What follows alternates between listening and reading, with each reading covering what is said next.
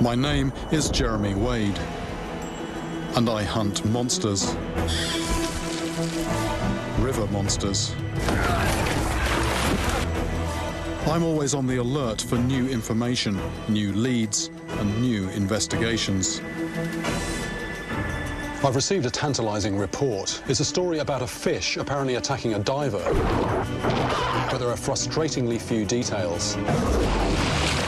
And that's no wonder, because this story comes from a remote country in South America, a country called Suriname.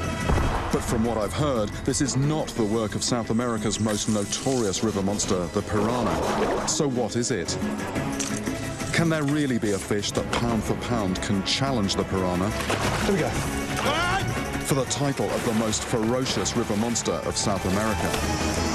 There's only one way to find out.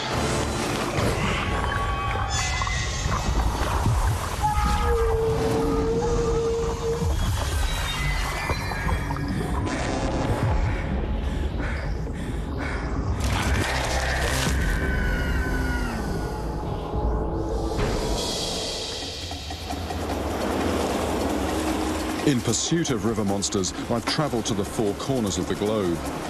Suriname is one place I've never had cause to visit, until now. I've come to investigate the possibility that although everyone knows the notorious piranha, there may be a fish out here that has an even more fearsome reputation. Suriname is South America's best-kept secret.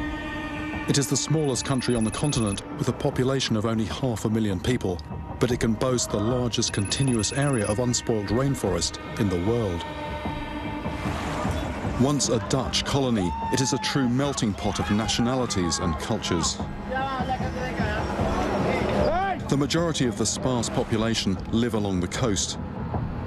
So the deeper into the country you go, the further you are from the civilized world. I have been to remote places before, but this is of a new order.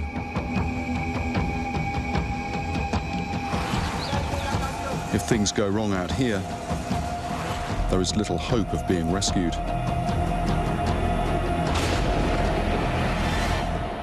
But first, I have to meet the victim in the story, the man who was attacked by this mystery fish. I've arranged to meet him where the attack happened, at the dam 2 hours out of the capital, Paramaribo. The dam was built on the Suriname River and completed in 1964, creating one of the largest man-made lakes in the world, called Brokopondo, on the banks of which I meet Maurice Gantz, a local man of Dutch descent. What was your job on the dam at the time? We were asked to dive to see the erosion. Yeah. From the downstream for big holes underneath. We pour in cement in big, large bags. So we go underneath there, start up the engine on top. The water becomes like mist. Yeah. You cannot see anymore. Suddenly I saw something blinking. So I grabbed my knife and then he hits me. So fast, I blew out my hand. I don't know if the knife hits him. Then I start feeling and seeing the blood flowing. I realized I was bitten and very deep. This was definitely not a piranha attack. They rush in snatching quick, savage bites. They don't cling onto their victims like a dog with a bone. Maurice's mutilated hand needed over 100 stitches, and even though it was 20 years ago, he still very much bears the scars. Is this the scar here? Yes, this is the scar from here to here, over this small finger, cuts here. And those are the tooths from the top. It's hard to believe there's a freshwater fish that would launch a solo attack on a diver. Did you know what fish it was? It's an Anyumara. Anyumara, also known as the wolffish, so called for its wolf-like teeth. These fish can grow to nearly 4.5 feet and weigh 80 pounds. They are serious predators. But I had until now never heard of one ever attacking a person.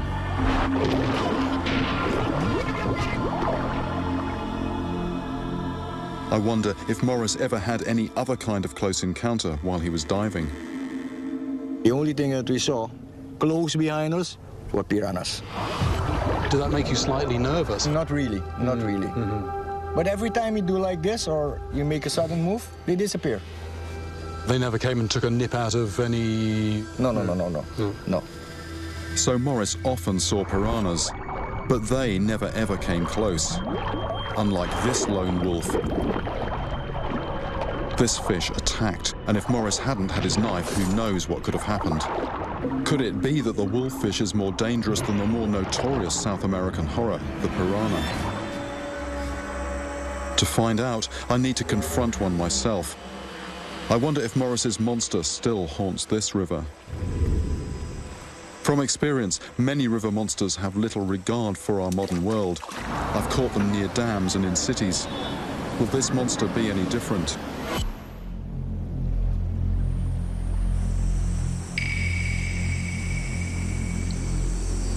The attack on Morris was 20 years ago, and as far as I'm aware, nothing like that has happened in this place since. And also, this place seems to be comparatively developed, so I'm not really sure if this is where I should be looking.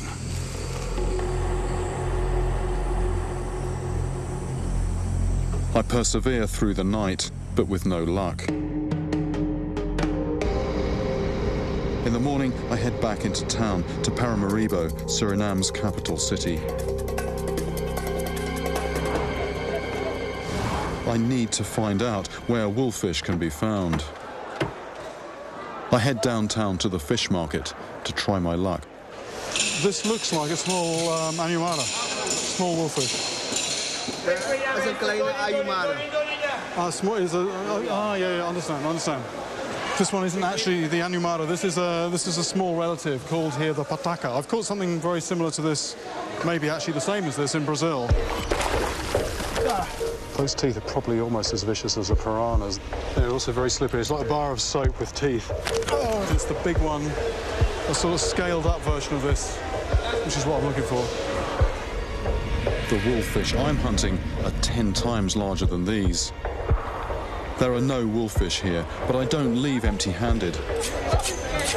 I've been told of an old retired Anumara fisherman who lives in town. Maybe he can tell me where I can find one of these monsters. His name is Frits van der Bosch. He shows me his old wolffish gear. This is the reel that I get the most big Anumara. So this is very strong light. It may be outdated, but it's an impressive rig. And as we settle down to chat, he tells me of his own strange experience of being attacked by a wolffish. A tree was falling over the creek and walk on the tree. And you might jumping to take my foot. Yes. So your leg was out of the water? The way you talk, I see you don't believe it, but it's danger, I tell you that. If the Anumara hungry, it's dangerous. This story really puts the wolffish into a different league. I have never heard of a fish trying to attack someone on land before. And there's another, more chilling story. I go tell you something. An Indian woman was going to wash on the creek. I had a little dog. I mean, you want to jump. Then take the dog. Turn back in the water and go with the dog. Reptilian monsters, like anacondas and gators, are known to snatch dogs from the water's edge. But a fish, now I'm even more determined to find a wolffish. No, it is not easy to catch Anumara because you get too much people hunting. But it sounds like what you need to do now is go a long way away. Before it was easy to go in there. So you can't just do a short fishing trip. You have to make an expedition, really. Sure. Okay. It seems that people have driven out this aquatic wolf. It now exists only beyond civilization. To take it on, I'm now preparing to travel deep into Suriname's wild interior. Maybe there I'll find other stories of wolffish attacks that have just never made it out of the jungle alive. To find a monster more terrible than even the dreaded piranha, I'm about to go deeper than I have ever ventured before.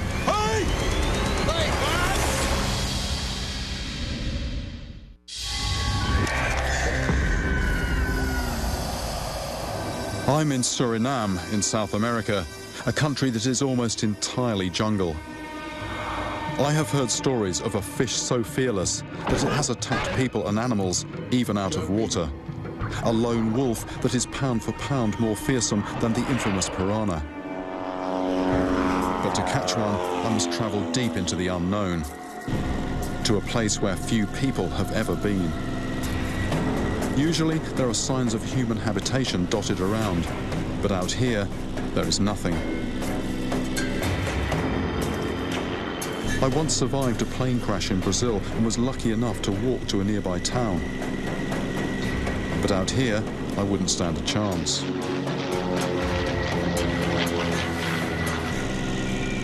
The landing strip is the only cleared patch of forest I have seen for nearly 2 hours. I wonder just what I've got myself into.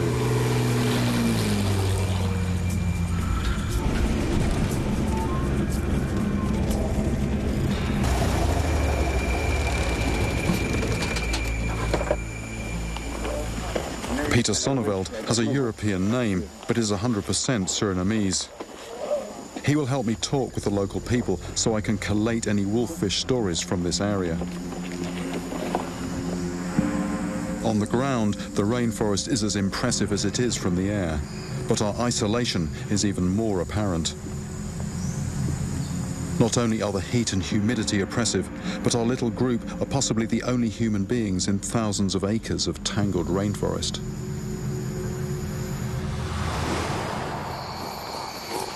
At night, this place takes on an even more sinister character. Well, it looks like we're just about here, but I'm not totally sure where here is, but it does sound like there's some serious water over here somewhere. But I'm going to have to wait until the morning to see exactly what I'm up against.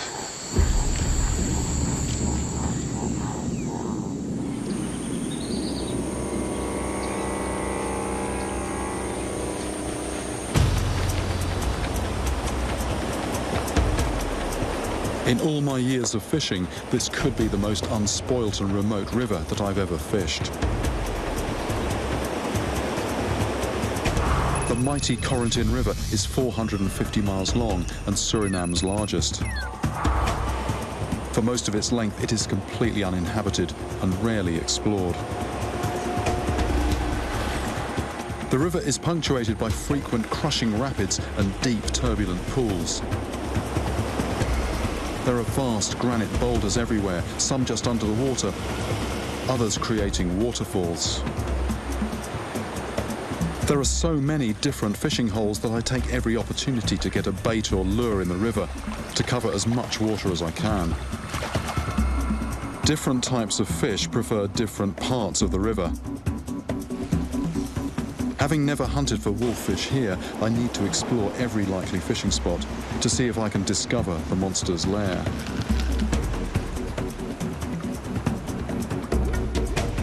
I'm using my short baitcaster rod for accuracy to get my eye in. Although it looks lightweight, this beauty with its strong braided line is capable of landing fish over 100 pounds. But there are more than just wolffish here. The Corentin is also home to the red-eyed piranha, one of the largest of its kind. This river really is the best place to compare these two toothy South American monsters. That's a fish on. Fish on. Hey, fish off.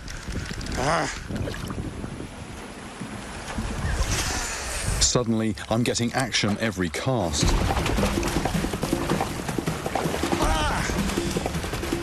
When you get these things in, they are just so well hooked, and yet sometimes you hook one and somehow it just manages to get rid of the hooks. That was quite dramatic though, short but very, very dramatic.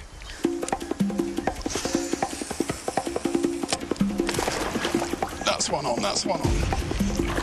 Let's see if I can keep this one on. But is this a wolffish? Haven't seen the fish yet. That is a piranha in the back. Foul hooked always feels bigger.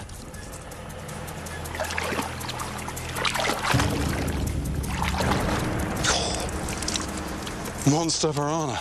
That is black in colour. Just by looking at one, you can understand the piranha's reputation.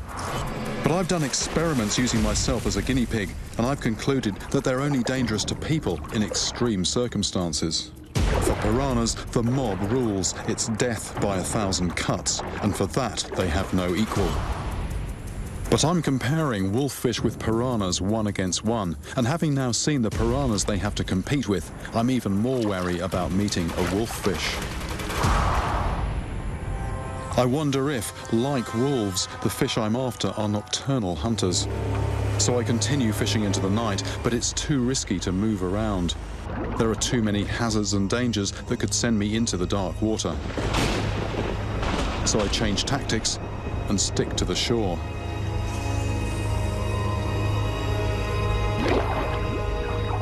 I'm fishing with a big bait cast into the stream.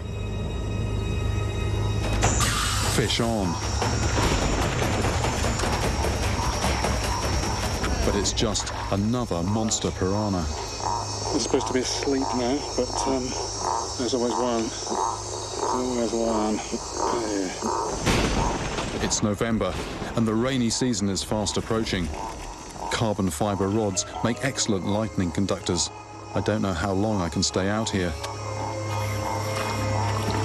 Luckily, something picks up the bait. It feels big, much bigger than anything I've hooked so far. Under the boat, motor. I'm hoping to finally come face to jaw with a wolffish. Which fish has more teeth? Is it the wolffish or the piranha? With over 100 teeth, a wolffish has approximately 4 times as many teeth as a piranha.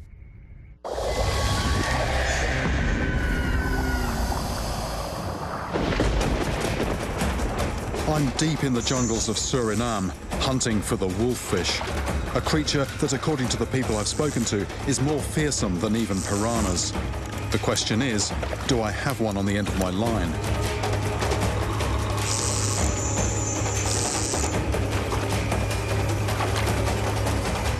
Right, that's a new species for here. That's a red-tailed catfish. That's about the size of what I want, but it's the wrong species. The local name for these fish is the Motro Tijali, Right. which translates as motor car on account of all the noises they make when out of the water. Oops. Red-tailed catfish. It's another species that's active at night. Not what I was after, but it's quite interesting just to see a bit of variety here. It's a familiar species to me, but in a different part of South America. Bit of excitement, but the wrong kind of excitement.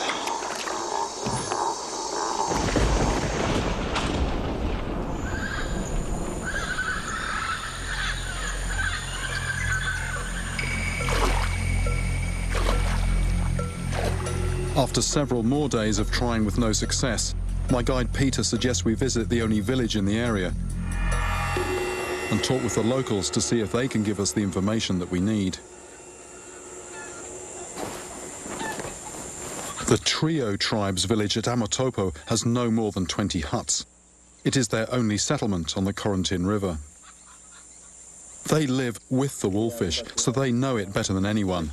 I'm hoping they will share some of its secrets with me. How dangerous exactly is the Anyumara? Atinya was hunting, and he came to a creek near here called Mosquito Creek. And there was a troop of monkeys crossing the creek. They were going to the furthest branch on one side, jumping across onto the furthest branch the other side, and the whole group of monkeys had jumped apart from the last one.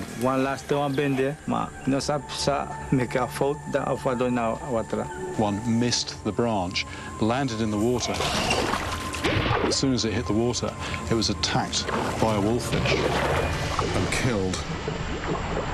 Suddenly, the stories come thick and fast. So somebody was actually bitten on the arm. That speaks of a real sort of aggression.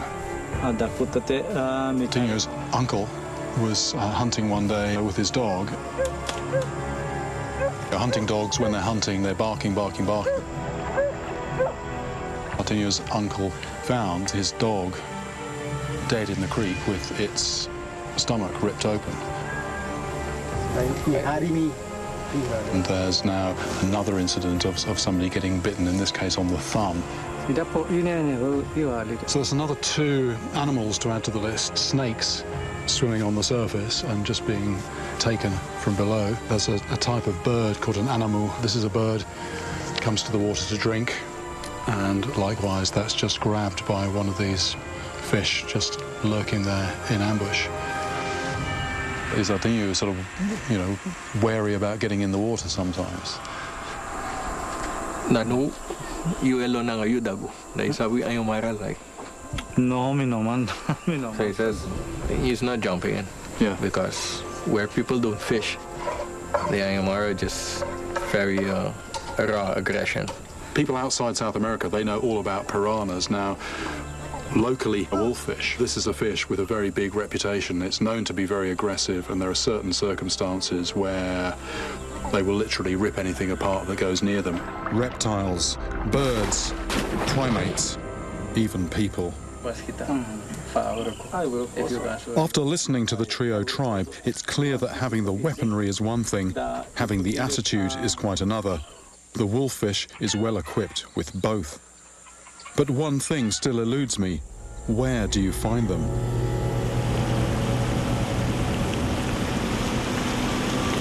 Salamoni agrees to take me fishing, but it's like no fishing I've done before. Straight away, we do something I wasn't expecting. Salamoni leads me to a narrow creek, one that no one has been through for some time.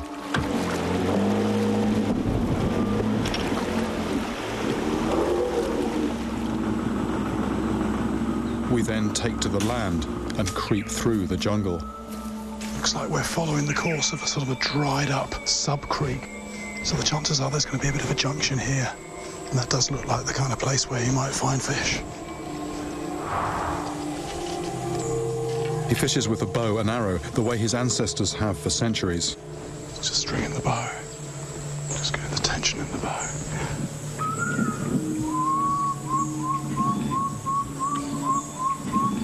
This is mimicking the sound of a water bird. So there's a little bit of disturbance on the surface, a little bit of whistling. The idea is this calls the wolffish in. I don't know if it's coincidence or what, but just seen movement on the surface, which looked very much like a wolffish.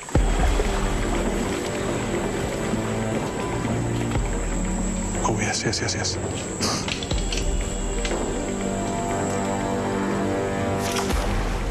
Oh, it's on. He missed it, but it has given me the last piece of this puzzle. One thing very, very striking. That fish, when it came in, that was in very shallow water. And not just that, very, very tangly water. So this isn't a monster of the deep, this is a monster sometimes of the shallows. The fishing with a line is going to be very close quarters, and also these snags are going to present a real problem, not just in terms of getting a bait to a place where the fish can take it, but also if I get a heavy fish on, extracting it from all this stuff, it's going to be very challenging. And who knows, that might even be at night. So this is going to be quite some fishing. I decide to have a go myself, using the gear I'm accustomed to. I'm now using my larger fixed spool reel and a big chunk of bait, with a wire trace to stop any sharp teeth from biting through.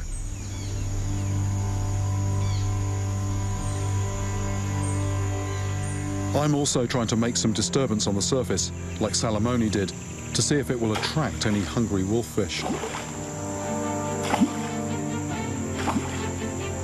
No takes on the bait, no reaction to the popper. Looks a good spot, but doesn't seem to be anything at home. We've reached the end of the navigable stretch of this creek now. It's just this impenetrable tangle of branches now. So if we were to hack our way through that, we'd just disturb everything. You could hardly get a bait into the water. Anyway, very, very interesting fishing.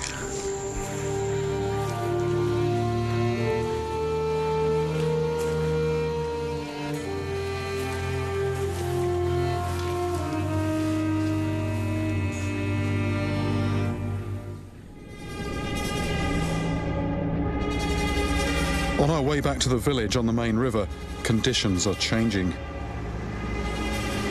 It may be nothing to worry about, this black cloud here, because the weather in the tropics, it can be very localised. You can see a storm over in one direction. Maybe it comes your way, you get wet, maybe it goes somewhere else. But it seems to have passed us by, or so I think. With nothing for the pot, Salamone takes me on a detour to catch some fish for dinner.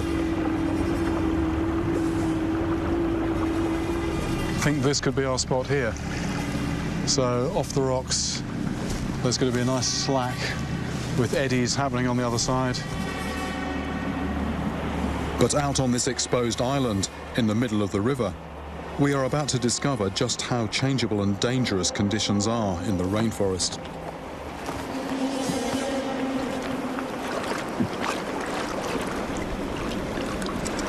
This is a classic example of pure fishing in a way. It's starting with absolutely nothing, just coming down with a couple of rods, no bait, and just poking around in these cracks to find crabs. And then a crab is pulled into pieces, and that's where we start from. Hopefully we turn that.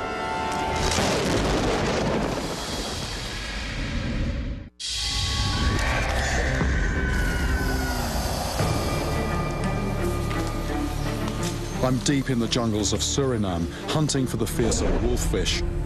I have been shown how the local people hunt them, and it's some of the strangest fishing I've ever seen. Now, Salamone, my guide, has taken me on a detour to try and secure our supper. But we're in for a shock.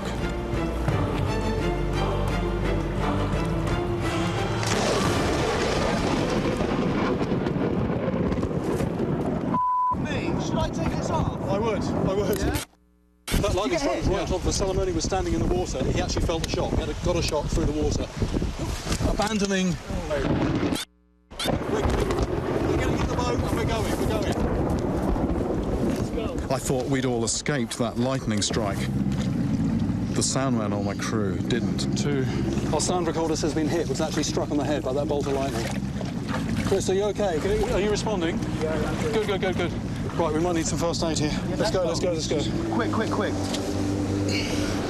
How are you feeling? Good, it just hit the top of my head. Right. We're moving away from the storm now, so that's good. Just a very big headache. Right. And a pain on Right. the hip. But I think my boots took a lot of it. Well, you rubber soles, good. I've got a bit of a headache. James, who's behind the camera at the moment, has got a headache. I think it might have actually hit all three of us. Chris definitely got the brunt of it. I mean, very, very lucky for him. He was actually wearing thick rubber sole boots, so he's conscious, which is a huge relief.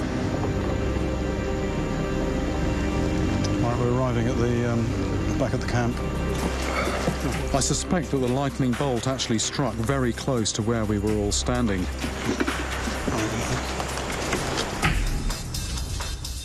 We all felt the effects of the strike, but Chris was obviously the closest. The remoteness of our location is now even more apparent. But thankfully, Chris's condition continues to improve, and within 12 hours he is once more back on his feet and eager to get me fishing again.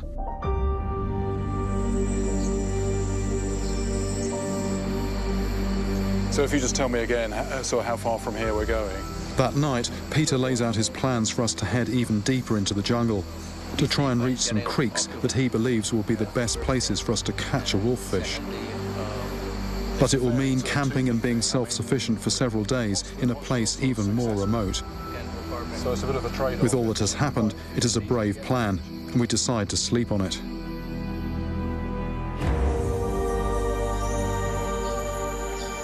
But I discuss it with the crew, and there is really only one decision. I'm actually going even more remote, if such a thing is possible. I figure that if I'm going to find a big wolffish, I'm going to need to go somewhere where even the trio don't normally go.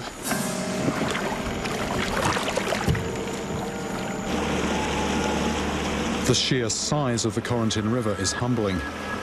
In places, it is over 2 miles wide, a confusion of tangled islands, channels, rocky outcrops, and narrow rapids. We are using a local boatman called Bonner, who knows the river well. Without him, I would quickly become lost in this watery maze. The jungle echoes with eerie calls and cries, but it is too impenetrable to reveal the creatures making the noise. 3 hours later, and with nothing but endless rainforest on either bank, we arrive at our new base camp. It's a collection of small tents on a sandbar on an island in the middle of nowhere. From here, I will carry out my campaign to catch a wolffish.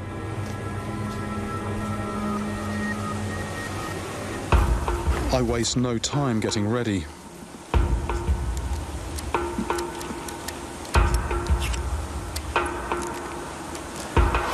And before the sun sets, we head out to the nearest creek to get our bearings.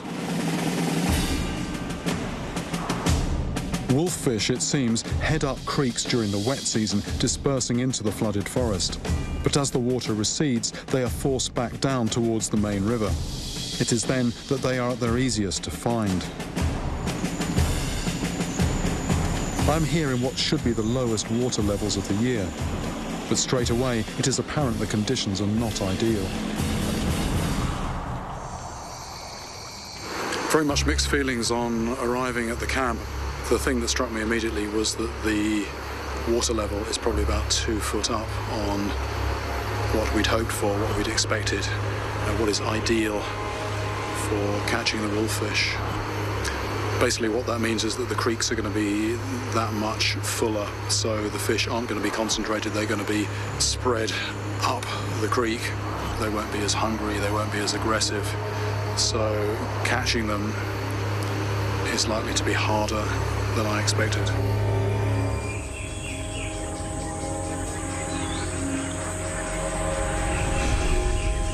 I have now heard incredible stories of how fearless wolffish are. I have caught the huge piranha that they compete with in these rivers. I have travelled so far and risked so much, but to fall at the last hurdle would be a disaster.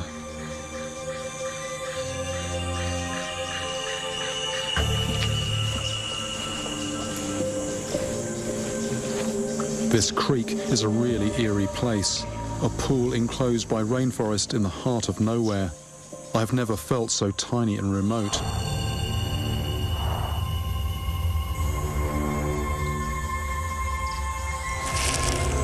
The fragility of my safety has never been so clear. And to make matters worse, I'm not alone. A caiman, South America's alligator. Large ones have been known to attack people. Although normally quite wary, this one is completely unafraid of me, testament to how far from people I have travelled.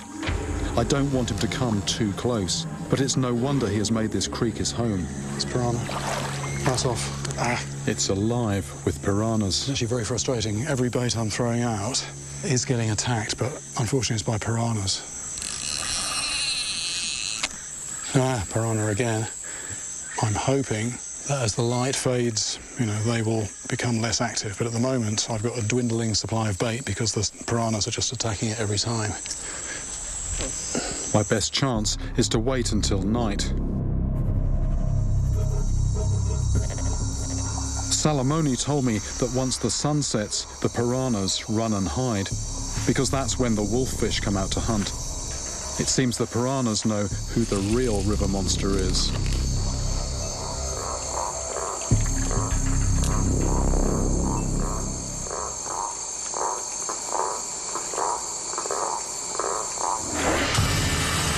Fish on. Oh yeah. I've finally got a wolffish on my line. But I'm not the only one with an eye on my catch. There's a caiman right in front of me.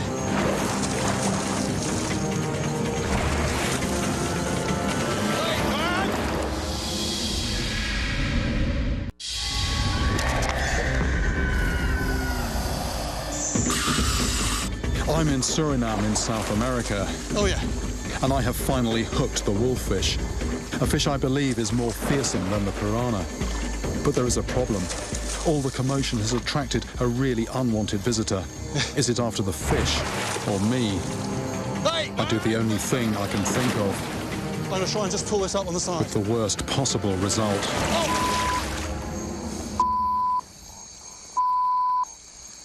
I was trying to pull the fish up on the side because a caiman was after it, and I've lost it. I've lost it. Damn! Should have had that fish. If that caiman hadn't been there, I'd have probably had that fish. What I was trying to do was just slide it up on the side here. Hook came out. Hey. Damn! I can't risk going back, even though I know wolffish are there.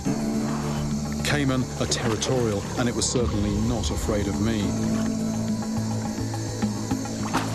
It will be there again tomorrow without doubt, and next time it might not just go for the fish. A 7-foot caiman could easily attack, and a severe injury out here would have serious ramifications.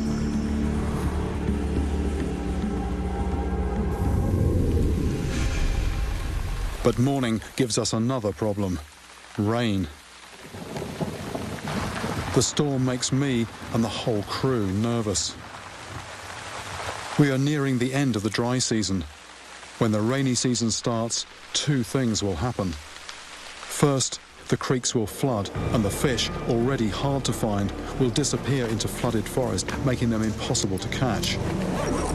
Second, and possibly more important, we could become stranded. The airstrip is upstream, and it's our only way home. If the water gets too high and fast, we will not be able to get out. It's a sobering thought, and it makes me look as much to the sky as I do to the water. And I certainly don't want to test the theory that lightning never strikes the same place twice. The new creek that I'm targeting is much narrower and even more surrounded with snags and tangles than the previous one.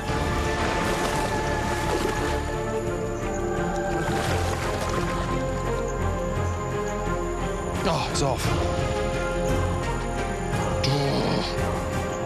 Nothing seems to be going my way. All my previous luck seems to have run out.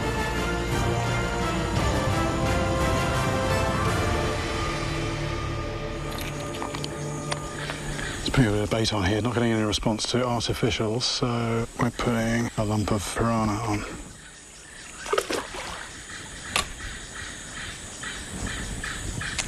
There's been a couple of fish actually moving in here, one right underneath this tangle of branches.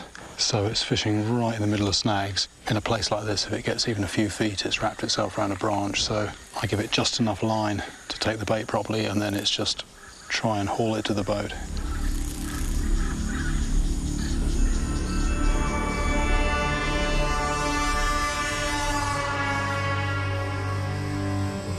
There's been nothing moving here now for quite a while, so I think what I'll do, I'll go further up the creek and maybe drop in here later. Nothing doing here at the moment.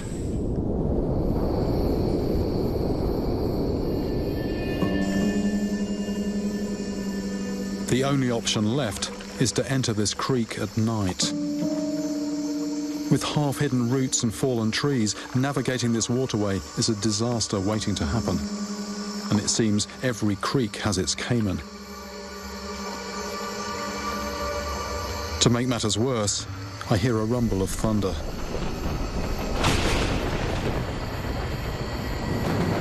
My window of opportunity is about to slam shut.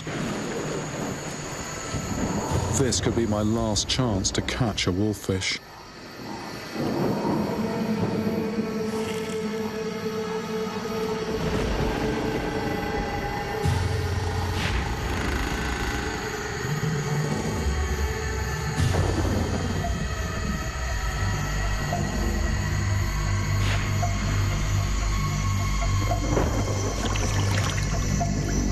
Oh, wait. Oh, off. No, I think that could have been a piranha that took it into a snag. I think it could be time to call it a night. These things are very active at the moment. With the storm edging ever closer and hungry piranhas seemingly beating any wolffish to my bait, I'm considering calling it a night. But then I make a discovery. Oh, wait a minute, I've got a scale here. I've got a scale. That looks like a small wolffish. The storm is closing in, but so are the wolffish. I decide to fish on.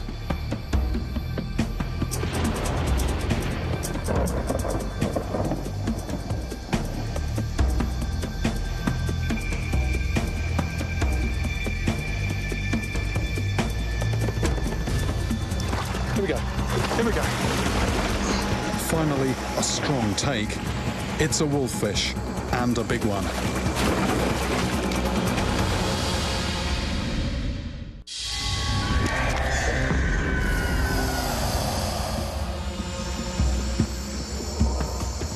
I have been hunting for the wolffish, and it seems that everything has been trying to stop me. But now, in the pitch dark, I have finally made contact with the fish that I believe is South America's real river monster. It's a wolffish. Very strong, very strong. The monster I've spent the past 3 weeks trying to catch. Here we go. And it's a big one. Over she comes.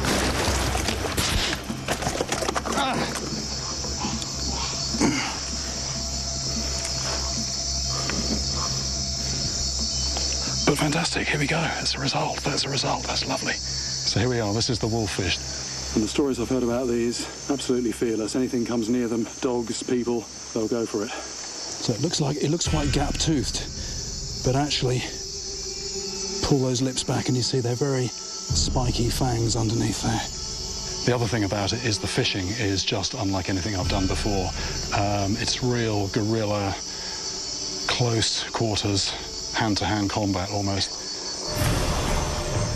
My quest for the wolffish has pushed me to my limits. Damn! It seems appropriate that I've had to push deeper and deeper into the greatest rainforest in the world to find the most savage and untamed river monster to date. The piranha gets all the press, but this guy delivers the goods. It's well-armed with a fearsome set of teeth, but it's also fiery and fearless, attacking animals and people, even out of the water. And I'm convinced This is the fish that possibly pound for pound is the toughest, most monstrous fish of South America. There it is, the wolffish.